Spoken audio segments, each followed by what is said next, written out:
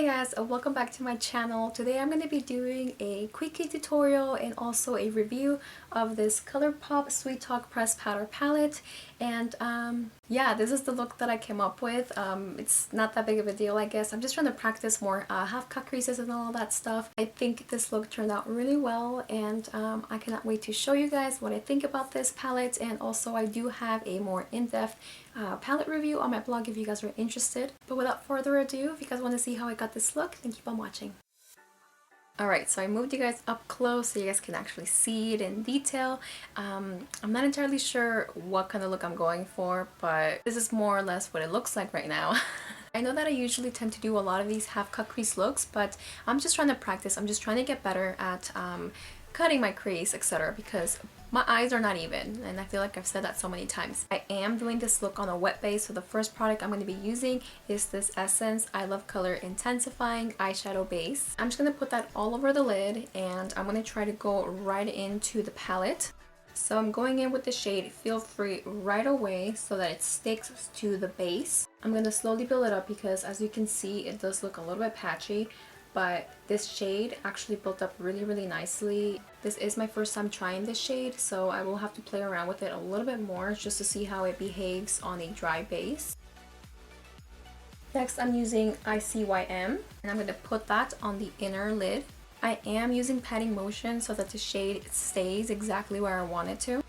Now I'm using West Side, and I will also be patting it on, but only right on top of Feel Free, or rather right above. I'm doing this very gently because I don't really care if the shade doesn't show up as much, it's just to diffuse the darker one. Next, I'm using Meadow, and that one is gonna go right above ICYM.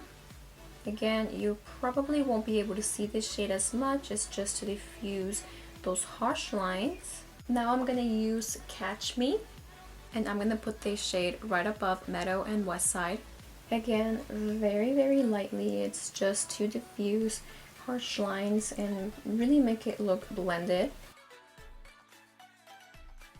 I did use side to side on my brow bone on this side, but I don't even know if you can actually see it. My brush doesn't actually pick it up very well, so I've been kind of going back and forth between using like my finger and a brush. Probably applies a lot better with a finger than with a brush. I'm going to tap it on and use my brush to sort of spread it where I want it to. I'm going to cut the crease using the ColourPop No Filter Concealer. I'm going to go right in with the shade Catch Me to put it right over it before it dries down. I will be using this glitter shade right here called Prima Drama. I really love these glitters because if I press on them, it feels like they're moving a little bit. It's like, it's really weird, but they're really soft and really pretty. So I'm going to be working in sections. I'm going to be going in with my e.l.f. glitter primer. It is a little bit tricky working with these glitters, but one thing that I've noticed is that if you use a brush and you try to swipe it on your eyelid, you're just not going to get that much glitter on your eyelid. So it's always best to just go into the glitter pan, get as much product as you can, and then tap it. I will be doing both using my finger and a brush to get a little bit more precise, but I am going to be working in sections so that the glitter primer doesn't dry too quickly before I'm done.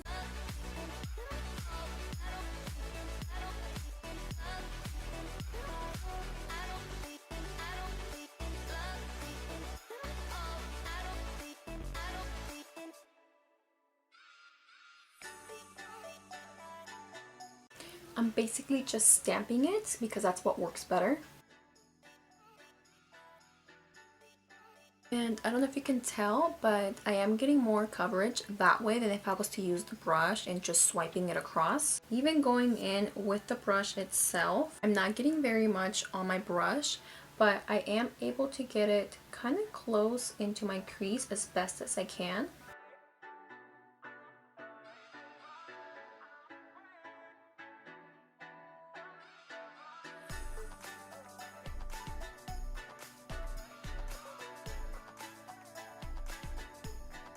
This eye is not as precise as this one, but that's because my eyes are a little bit different. My last step is to go back in to Feel Free and put that on the outer V to darken it and to look more blended with the glitter as best as I can. I'm gonna do the rest of my face and I'll be back.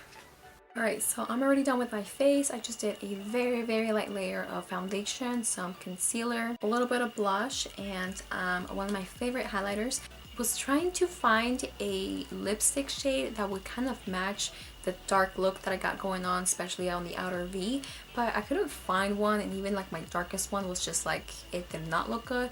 So I just decided to say fuck it and let's just try to neutralize the look as much as I possibly can. So I did go with something lighter, and I will put down all the makeup products that I used for this look down below. I'm not done with the eyes, so I'm just gonna go back into this palette and go with Feel Free. And I'm just gonna put that on my lower lash line. I kind of like that, so I'm gonna try to replicate whatever is on top to the bottom. So next shade is ICYM.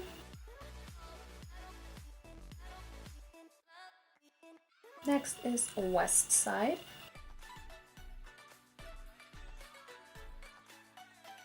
Next is Meadow.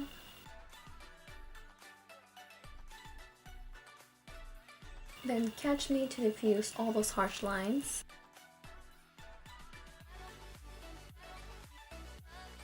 I'm gonna put some lashes and I'll be back. Alright, so this is the finished look. I decided not to add any eyeliner because I felt like it was gonna take away from the glitter, and also I just have a hard time putting eyeliner on top of glitter without making it slide all over the place, so I just did not want to struggle. Before I put on some lashes and tightlined my upper waterline, I was thinking how weird it looked. I feel like the falsies just take this look to another level, and to be completely honest, I have never been a falsies kind of person. I don't know, I'm turning a new leaf now, but I really like seeing how falsies elevate a look. But anyway, let's talk. Sweet talk. So I did actually create a different look where I used most of the top shades. I feel like for this look we kind of went for the bottom ones, the darker shades, mind you.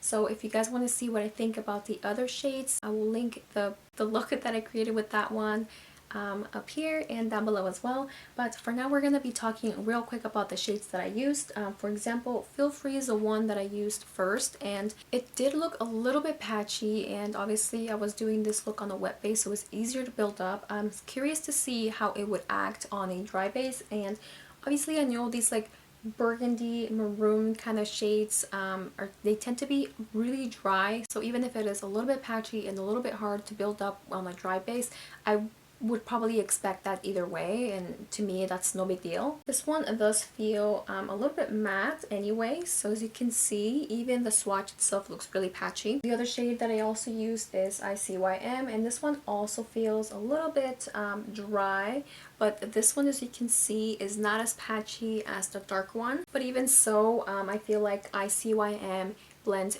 beautifully. I did not have any trouble building it up or blending it out at all. I also used West Side and Meadow, which I've used before. I feel like West Side also feels a little bit dry, whereas Meadow feels like an actual satin shade, and it feels so buttery smooth. I didn't have a problem blending either one of these out. So I think they're really amazing. I feel like my favorite matte shades or satins, whatever they are mostly the top shades here. They're really easy to work with, and I love when they feel buttery smooth because it makes it much easier for me to blend. I also used Catch Me, and this is actually an interesting shade for me. I can't exactly use it for setting my eyeshadow primer because it kind of leans more pinkish, and you can kind of see the difference, especially on my skin because I have warm undertones. So if I ever do use Catch Me to set my primer, I try to be really careful and very light-handed with it because I don't want those pink undertones to show. I really want it to look really blendable, so I try to use this just to diffuse any harsh lines that I might have. For example, this look I used it on the top, so it kind of blended the edges a little bit. One of my favorite shades, but also kind of hard to work with, especially when using brushes, is Side to Side.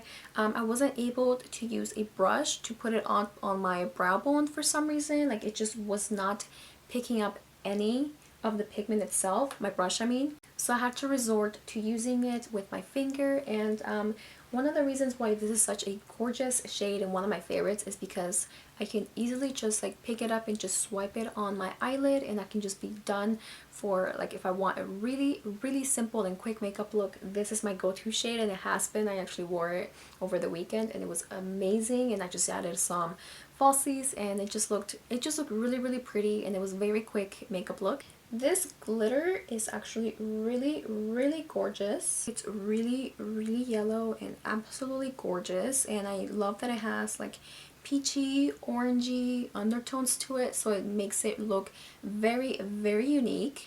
It's not gold and it's not really yellow either, so I really feel like this shade is truly unique and it's just gorgeous. I actually haven't used it on the eyes, but I might soon. Then we have this other one called Prima Drama, and honestly, this one compared to Early Morning, this yellowish one here, Prima Drama is much chunkier. You can see Prima Drama has like pinkish undertones.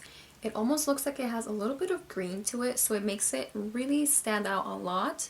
Obviously, I used this on my eyelids as well. Oh, see, look right here. You can kind of see that it has that very beautiful like light green to pink shift. It's just absolutely gorgeous, and like I said, Prima Drama is a little bit thicker than Early Morning, so that's probably why it's a little bit trickier to work with and really get it to sit on the eyelids. But if you use a glitter primer, then you should have no problem at all whatsoever, so long as you don't swipe it with your brush. After trying this one out for so long, I've come to realize that it's so much better if you just pack it on. Speaking of the formulas that they have in this palette, it actually says it back here, and I am so dumb I didn't realize that it had it in the back, but it has one Super Shock shadow, which I assume would be side to side, because that one is much more different than anything else that's in this palette. And then it has 9 pressed powders, which I assume would be probably most of these, plus a couple of like the shimmers. And it also has 2 pressed glitters, which I assume are Prima Drama and Early Morning, because those are the ones that are a little bit chunkier than the rest. So there you have it. I believe the Super Shock shadow is the one that is new to this palette. So who knows, maybe we will see the Super Shock shadows